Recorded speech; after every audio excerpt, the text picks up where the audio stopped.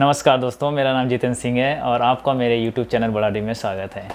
आज का जो टॉपिक है बहुत ही इंटरेस्टिंग टॉपिक है, तो आप इस वीडियो को शुरू से लेके इन तक जरूर देखिएगा। वो चाहे हम देखिए हम नौकरी करते हैं या आप नौकरी करते हैं, बट हमारे दिमाग में हमेशा एक चीज़ चलती रहती है कि हम कुछ अपना करें, कुछ अपना बिजनेस हो। बात आके अटक जाती है, कहाँ अटक जाती है कि पैसा नहीं है। पैसा नहीं है तो बिजनेस स्टार्ट कैसे करें।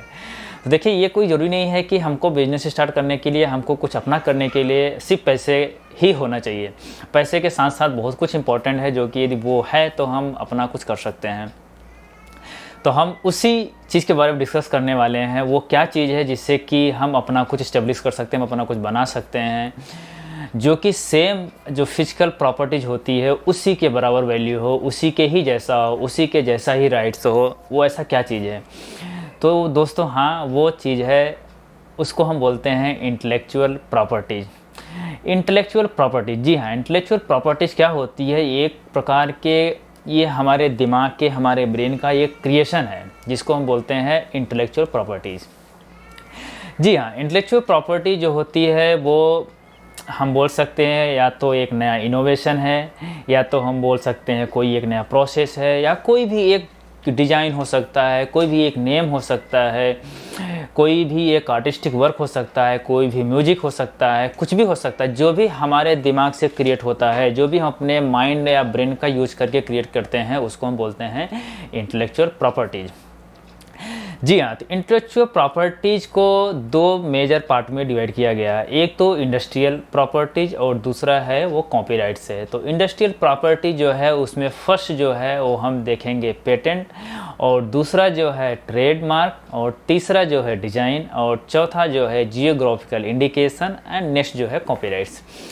तो जो इंटेलेक्चुअल प्रॉपर्टीज है, ये तो इसका जो भी राइट्स हो या जो भी वैल्यू है वो सेम लाइक हमारे फिजिकल प्रॉपर्टी जैसा ही होता है, उसमें कोई भी डिफरेंस नहीं है। बट एक डिफरेंस है कि इंटेलेक्चुअल प्रॉपर्टी जो होती है वो इंटेंजिबल होती है। इंटेंजिबल नेचर का मतलब ये हुआ कि हम इसको सिर्फ फील कर सकते हैं, टच नहीं कर सकते हैं, सिर्फ इसका हम अनुभव कर सकते हैं। यही एक मेजर डिफरेंस है। बट उसके जो भी राइट्स होते हैं, जो भी है, वो सेम लाइक फिजिकल प्रॉपर्टीज ही जैसे होते हैं, कोई भी उसमें डिफरेंस नहीं है। अब बात यहाँ आती है कि जो भी इंटेलेक्चुअल प्रॉपर्टीज है उसका क्या यूज है, हमें क्या फ़ायदे हैं। तो उसी यूज को, उसी फ़ायदों को गवर्नमेंट ने देखकर हमें एक राइट्स दिया है, जिसको हम बोलते हैं इंटेलेक्चुअल प्रॉपर्टी राइट्स। तो इस राइट्स के अंदर आपको पूरा इकोनॉमिक या इकोनॉमिकली बोल सकते हैं इंटेंसिव दिया जाता है। जब भी हम कुछ नया क्रिएशन करते हैं, कुछ भी नया इनोवेशन करते हैं, कुछ भी नया चीज़ करते हैं, तो उसके लिए हमें गवर्नमेंट एक नया इकोनॉमिकली इंसेंटिव देती है, जिससे कि हमारा मोटिवेशन भी बढ़ता है। और वो अच्छी बात है। इसीलिए गवर्नमेंट ने, या पूरी दुनिया भी में ही एक राइट्स बना हुआ है, जिसको हम बोलते हैं इंटेलेक्चुअल प्रॉपर्टी। अलग अलग देश अपने अपने राइट्स को अलग अलग तरीके से यूज करते हैं। तो इंडिया गवर्नमेंट भी एक राइट्स बना कर रखी है, जिसको बोलते हैं इंटेलेक्चुअल प्रॉपर्टी राइट्स। इस प्रॉपर्टीज़ के अंदर आपको, जैसे मैंने बोला कि एक इकोनॉमिक इंसेंटिव दिया जाता है, जिससे कि हमारा मोटिवेशन भी बढ़ता है और हम नया नया चीज़ करते हैं। तो ये है इंटेलेक्चुअल प्रॉपर्टी राइट्स। और हमने जैसे आपको बताया कि इंटेलेक्चुअल प्रॉपर्टी जो कि हमारे ह्यूमन के माइंड का, ब्रेन का जो क्रिएशन है, उसको हम बोलते हैं इंटेलेक्चुअल प्रॉपर्टीज। आई होप कि आपको इंटेलेक्चुअल प्रॉपर्टीज एंड राइट्स के बारे में समझ में आया होगा। अब हम जो इंटेलेक्चुअल प्रॉपर्टीज है उसको, जैसा हमने बोला कि चार पार्ट है, पेटेंट है, ट्रेडमार्क है, डिजाइंस है, एंड जियोग्राफिकल इंडिकेशन है, फिर कॉपीराइट्स। हम एक एक करके इस वीडियो में सीखेंगे। तो सबसे पहले हम पेटेंट के बारे में देखेंगे कि पेटेंट क्या होता है। तो पेटेंट एक प्रकार का इनोवेशन है, एक प्रकार का साइंटिफिक इनोवेशन है। वो प्रोसेस भी हो सकता है, वो प्रोडक्ट भी हो सकता है। हम आपको एक एग्जांपल के तौर पे समझाएंगे, जिससे कि आपको अच्छे से समझ में आ जाए। तो जैसे अभी HIV है, एक डिजीज़ है, लेकिन हमारे पास इसका कोई भी मेडिसिन नहीं है। यदि हम इस मेडिसिन को इनोवेट करते हैं, मेडिसिन को हम इन्वेंशन करते हैं, एक नया मेडिसिन लाते हैं जो कि हमारे HIV को क्योर कर सकता है, तो हम बोल सकते हैं कि ये एक इनोवेशन है, जो कि अभी हमारे पास एग्जिस्ट नहीं करता है पूरी दुनिया में। तो ये एक तो ये जो इनोवेशन है, ये जो नया मेडिसिन है, हम इसको पेटेंट ले सकते हैं, पेटेंट करा सकते हैं, इसको रजिस्टर करा सकते हैं, क्योंकि अभी हमारे दुनिया में एग्जिस्ट नहीं करता है। और दूसरा जो है प्रोसेस के तौर पे, मान लीजिए कि हमारे पास कैंसर की तो मेडिसिन आपको पता है, यदि उस मेडिसिन को बनाने के लिए मान लीजिए कि हमको 20 मिनट की टाइम लगता है, 20 मिनट का टाइम लगता है मेडिसिन को बनाने के लिए। यदि हम कुछ नया ऐसा प्रोसेस लाते हैं जिसको कि हम 10 मिनट में 5 मिनट बना सकते हैं, तो हम बोल सकते हैं कि हमने इस प्रोसेस को ऑप्टिमाइज़ किया है और इस मेडिसिन को हमने 5 मिनट या 10 मिनट के अंदर बनाया। तो आप इस प्रोसेस को, आप इस इन्वेंशन को भी पेटेंट करा सकते हैं और इसका आप पूर्ण रूप से इकोनॉमिकली बेनिफिट ले सकते हैं। आई होप कि आपको पेटेंट समझ में आया होगा। दूसरा जो है वो ट्रेडमार्क है। जी हाँ, ट्रेडमार्क, हम कहीं भी जाते हैं, कुछ भी देखते हैं, हमको सिंबल दिखता है, वो बाटा का हो, टाटा का हो, सैमसंग का हो, हुआई का हो, एप्पल का हो, कोई भी चीज़ हो, नाइक हो, रिबॉक हो, हर जगह हम देखते हैं कि हमको एक सिंबल दिखता है। जी हाँ, तो ट्रेडमार्क एक सिंबल भी हो सकता है, एक होलोग्राम हो सकता है, एक ब्रांड हो सकता है, एक नेम हो सकता है, जिसको कि हम नाम रजिस्टर कराते हैं। तो यदि हम नेम के उदाहरण दें तो आपको पता है कि SRT, सचिन, रमेश तेंदुलकर, शाहरुख खान, SRK, अक्षय कुमार, इन्होंने भी अपने नाम को रजिस्टर कराया, अपना नाम कोई इन्होंने ट्रेडमार्क बना लिया कि ये नाम दूसरा कोई नहीं रख सकता है। ठीक है, बट हम आपको एग्जांपल के तौर पे बताते हैं कि जैसे मान लीजिए कि हम कहीं भी जाते हैं, हम देखते हैं कि ये सिंबल देख के या ब्रांड देख के ही हम बोलते हैं कि ये चीज़ अच्छा है। मान लीजिए कि हमने कोई बिजनेस स्टार्ट किया XYZ के नाम से और वो बिजनेस धीरे धीरे करके बढ़ता गया और काफ़ी लोगों में लोकप्रिय होता गया और आसपास के लोग उसको बहुत ही वैल्यू देने लगे। ये किसी दूसरे जगह के लोगों को पता चला कि ये पर्टिकुलर XYZ जो ब्रांड है या XYZ जो ब्रांड के रूप में यूज हो रहा है, इसका पॉपुलरिटी बढ़ती चली जा रही है। तो उन्होंने क्या किया कि वो XYZ जाके ब्रांड को रजिस्टर करा लिया।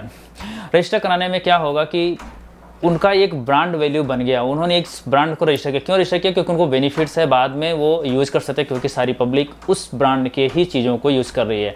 लेकिन और बाद में जब आप इसको यूज़ करेंगे जिसका ओरिजिनल है, तो वो आके आपको क्लेम कर सकता है, कोर्ट में आपको केस कर सकता है कि ये तो ब्रांड मेरा है, आप कैसे यूज़ कर रहे हैं। तो सिंपल सी मेरे कहने का मतलब है, जब भी आप कोई चीज़, वो चाहे सिंबल हो, चाहे ब्रांड हो, चाहे वो डिज़ाइन हो, आप उसको रजिस्टर कराएं, आप उसका बेनिफिट लें, जिससे कि उस चीज़ का बेनिफिट दूसरा कोई ना ले। जो तीसरा है वो डिज़ाइन। तो डिज़ाइन इंक्लूड्स क्या क्या डिज़ाइन के अंदर आता है। वो आपका शेप आता है, वो आपका कलर आता है, वो आपका लाइनिंग का प्रेजेंटेशन आता है, कैसे लाइन बनाते हैं, या वो ओवरऑल डिज़ाइन आता है। जैसे आप देखते हैं कि नई नई गाड़ियाँ लॉन्च होती है, एक नए डिज़ाइन से, एक नए पैटर्न से, एक नया कुछ उसमें सिंबल लगा होता है या उसमें कुछ कलर कॉम्बिनेशन है, ये सारा जो चीज़ है वो डिज़ाइन के अंदर आता है। तो आपको कोई भी नया डिज़ाइन आता है, वो आज देखते हैं नई स्कूटी हुई, नया बाइक हुआ, नई कार हुई, अलग अलग नए मोबाइल हुए, हर चीज़ों में एक नया नया डिज़ाइन, एक नया नया पैटर्न आता है। इन सब का भी आपको रजिस्ट्रेशन कराना पड़ता है। यदि आप इन सब का रजिस्टर नहीं कराएंगे तो आप उसके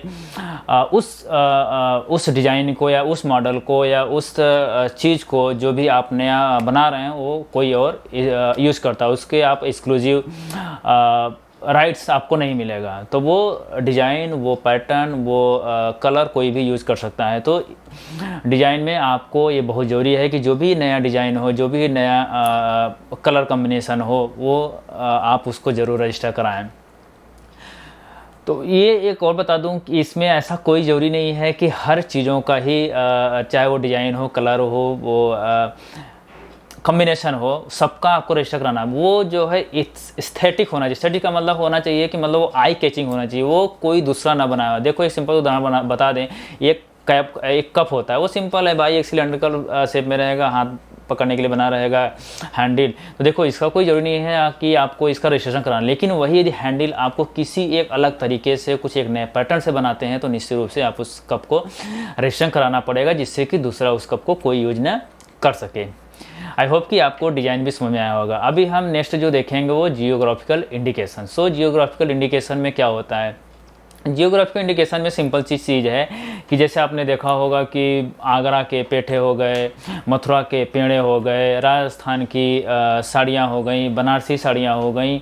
मतलब ये पर्टिकुलर जियोग्राफिकल एरिया से जो भी चीज़ फेमस होती हैं उसको हम बोलते हैं जियोग्राफिकल इंडिकेशन है। या कांचीपुरम की साड़ियाँ हो गई, या तो बोल सकते हैं कि बनारसी पान हो गया। तो ये सारी चीज़ें मतलब किसी पर्टिकुलर जियोग्राफिकल लोकेशन में जो भी चीज़ें आती हैं, वो जो भी फेमस होती हैं, उसको बोलते हैं जियोग्राफिकल इंडिकेशन। सो मतलब ऐसा नहीं है कि कोई भी मथुरा का पेड़ा है जाके कांचीपुरम में बोलेगा कि मथुरा का पेड़ा है, ये पॉसिबल नहीं है।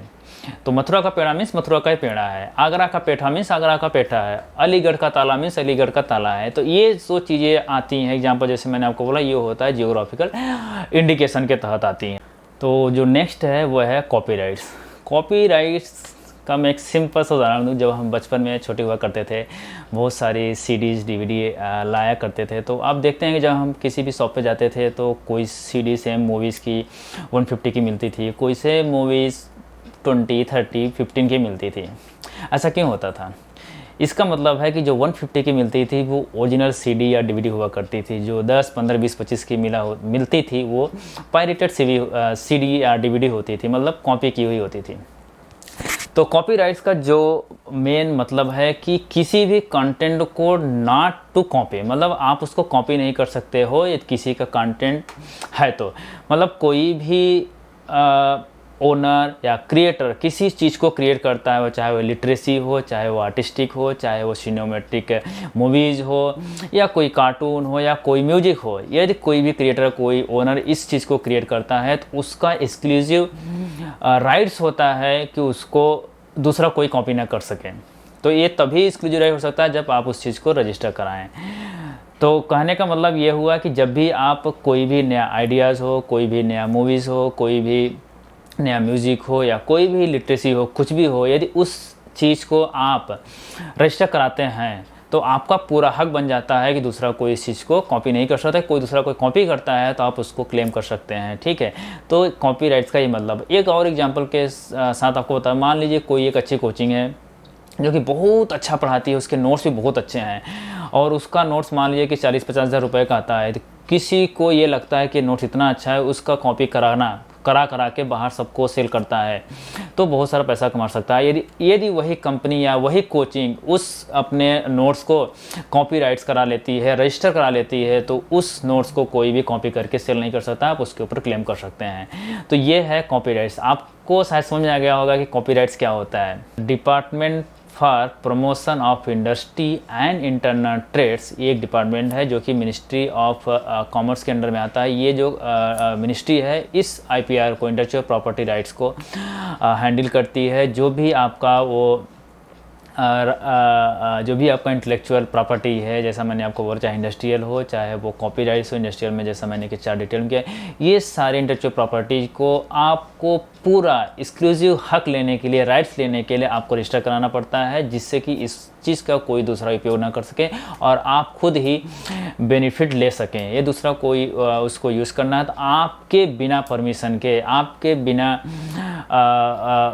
परमिशन के वो दूसरा कोई उसको यूज नहीं कर सकता है। कोई यूज़ करता है तो आप उसको पूर्ण रूप से क्लेम कर सकते हैं और आप उसको बेनिफिट भी ले सकते हैं। आई होप कि आपको समझ में आ गया होगा कि इंटेलेक्चुअल प्रॉपर्टी क्या होती है, इंटेलेक्चुअल प्रॉपर्टी राइट्स क्या होती है, उसके अंदर जो भी पेटेंट है, ट्रेडमार्क है, डिज़ाइन है, जियोग्राफिकल इंडिकेशन एंड कॉपीराइट्स क्या, एक एक करके मैंने कोशिश की इस वीडियो में बताने के लिए, और आशा करता हूँ कि आपको ये वीडियो बहुत इन्फॉर्मेटिव लगा होगा।